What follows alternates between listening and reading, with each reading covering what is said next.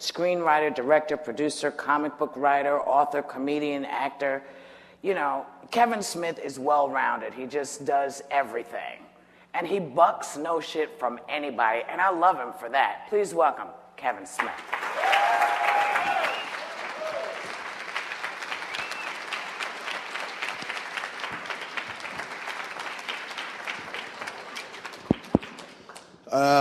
You'll have to excuse me, I got real nervous at the beginning of the thing when I first sat down because I'm not a bright individual. And I saw the empty chair appear, and it took me about half the show to figure out this is meant to represent George. I thought it was a test of some sort. And I thought if I didn't fit in the chair, well, I'd be asked to leave.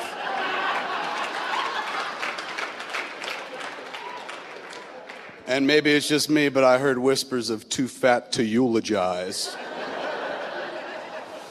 But fuck those people, I'm here for George.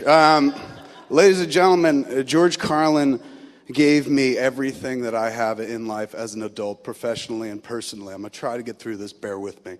When I was a kid, I grew up with very Catholic parents, confused Catholic parents. They were pretty, they believed in religion unless it cost a lot. And they proved this by when I was a kid, they would take me to like Disney World, my brother and sister. And while I was there, I'd go into gift shop like most kids and be like, can I get this? And they'd be like, yeah, take it outside, we'll pay for it. And I would do that. I'd take a rubber snake outside, and I owned a rubber snake from the Jungle Cruise or you know, a Goofy toy or something like that. And soon they were just following me out of the store, not paying for it as they said they would when I left. And I said, what are you guys doing? They're like, we're gonna send a check back to Mr. Disney when we get home. And so I was like, right on, right on. Wow, what a great system and great country this is. And Walt Disney's a generous, kind man. It wasn't until years later I was talking to my brother and sister, and I was just like, wouldn't it be great if we went back to Disney World and we could just get stuff again? And then mom and dad send a check back to Disney World like they did. And my brother and sister looked at me like I was like, just, Kevin, you're 28. Do you really not understand what happened back then? I said, no. And they said, they weren't paying for that. They were just telling you to take it and go because they thought Disney was overpriced. That's why you could have Mickey Mouse ears, but you couldn't have your name in it. And I was just like, all right, I get it. So they're fucking crooks. And they made me an accomplice. But it was weird because we were Catholic, and that was the family household that we had. The night that I watched Carlin at Carnegie, I was absolutely reborn, and it was a defining moment in my household. My father had always been about comedy and feeding me Red Fox records and George Carlin records and stuff like that, and I'd never seen him perform. He was gonna be on HBO. My mother was like, oh, I don't know. He curses a lot. My father was like, don't worry, it's just bad language. George opens with a wonderful ditty that kind of split my parents in two. And it was, have you ever noticed that the people who are against abortion are people you wouldn't want to fuck in the first place?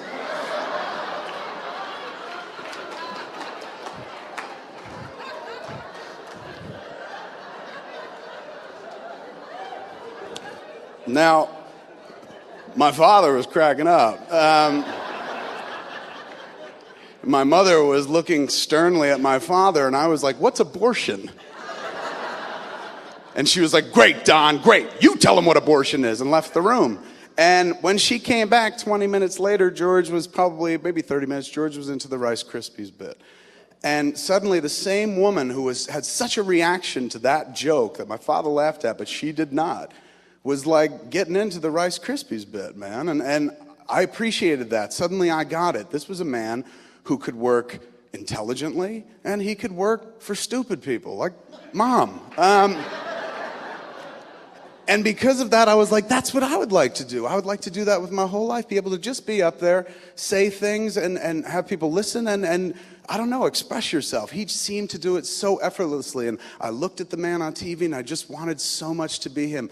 Everything about him I looked up to. I was like, my God, he's so funny, and he's so smart, and he's so thin, and I'd like to, maybe I could be that. You know, he was just the guy that I wanted to be. I spent most of my life trying to be George Carlin. One day I made a movie, and boom, my career started. And that movie was full of potty mouth language, very, very potty mouth language. And one critic in the world compared it to George Carlin, and quietly I was like, anyway.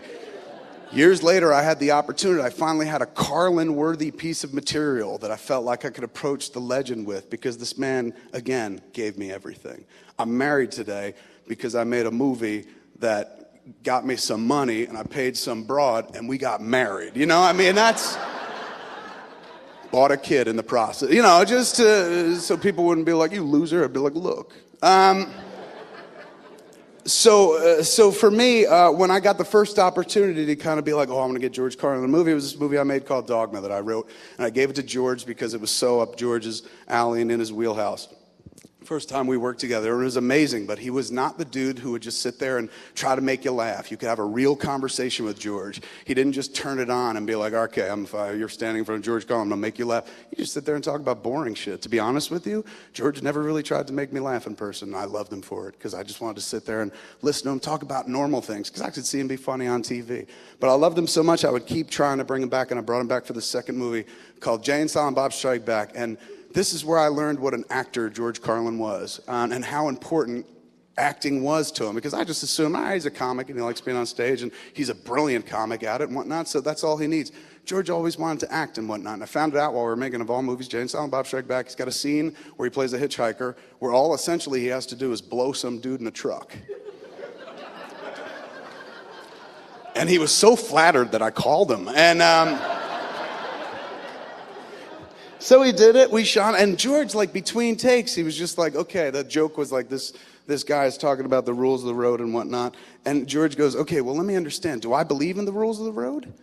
And I was like, George, the picture's called Jay and Silent Bob Strike Back. Don't think too much, just go like that, you know, and that was it. But acting was important. Understanding the motivation of the character was so important to him. And so he came back the next time, he's like, I don't know if I'm feeling it. And I was just like, You believe in the rules of the road, George. This is what you believe in your heart. And he's like, thank you. And he went out there and gave a convincing, very convincing, wide-eyed, cock-sucking performance, you know? When we were done with it, I went back to the van with him because we shot really far out. We were driving back to base camp, and I'm sitting with him in the van. I said, how'd you like it? He said, I had a good time. I was so glad I was able to make it out because, as mentioned, Jude was always on a stage somewhere. So I said, I can't thank you enough for coming out. It's really hysterical shit. What can I do for you, man? I mean, I know you broke us off the time. He goes, Kevin, don't mention it. If you just do me a favor, you're going to do anything for me, just write me my dream role for acting. I said, what would that be? And he goes, I want to play a clergyman who strangles 6 children. And I said, George, we already made our religious picture. And he goes, well, let's do another one. I said, if I can, I'll get back to you. And so I wrote this movie called Jersey Girl, which nobody liked, but George... very much. And I sent George the script, and I'd written a lead role for him to play Ben Affleck's father. I sent him the script, cover letter, George, this is the part I want you to play. I know it's a real big part, but I think you could do it. And he calls me about a day after he read it. I said, how you doing? What'd you think? And he goes, well, there's a kid in it, but I don't fucking strangle her. And I can't help but think it would have been so much better for my career if I had let him strangle that little girl. But it didn't matter, man, because he fucking loved acting. That's the thing probably a lot of people didn't know about George. You see him in his element, you watch him in clips, and he's a brilliant master at it. But my God, he loved acting so much. That's what he wanted to do most in life, was be an actor. He would say that on set. He was like, I love doing this, man. This is what I always wanted to do. I was like, really? This? He's like, well, maybe not this movie particularly, but good movies in general and whatnot. So for me, I was like, you got to be involved in this. He came out and treated it so fucking seriously, man. So seriously, gave it his all and whatnot, because he told me, he's like, this is the moment I've been waiting for my whole life, to show people that I can like be somebody that's not the comic, just inhabit a character. This is the salt of the earth guy. I could totally get my head around it. And he would get his head around it in weird, wild ways. He'd come up to me and be like, Kevin, we're in the middle of rehearsals. Me, Ben Affleck, and him. We're about to start. An hour later, other people come. It's just the three of us. He goes, Kevin, I just want you to know there's a character in the movie named Greenie that I'm always fighting with. I said, I know, I wrote it, George. He goes, all right, well, the thing is, what's not there on the pages, and you never say why I'm always fighting with Greenie, but like what I want you to know is I've come up with a backstory for myself about why I fight with Greenie all the time, and I wrote it down, and I committed it to memory, and I've since thrown it out. It'll never come up in your movie, but I want you to know that if you need me to reference something, I'm going to pull it, and that's where the words are going to come from. And I turned to Affleck. I was like, why can't you ever be this fucking good, man? And he was absolutely devoted to the craft, and we tried so desperately to get him into the last flick that we made while he was around, which is Zack and Mary, but again, his touring schedule was really weird. And I remember one of the last conversation I actually had with him was while we were in the midst of making Zack and Mary, and he was telling me he wasn't going to be able to make it out to play this one-day role, and he was just like, you know what, Kevin, don't worry about it, I'll see you on the next one. And that was that. So he's not here, and my God, I miss him so much, and I can't ever say that, like, we were close friends or something like that. You know what I'm saying? Like, a lot of these people come up, talk about him like, I knew George when I worked with him, but he made everything possible. It was so weird to be able to meet the guy and work with the guy who fucking made it possible for you, man, who inspired you, made you want to get up there and do it and whatnot.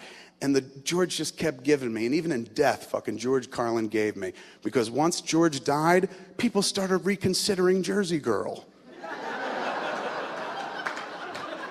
Thank you so much. Thank you, George.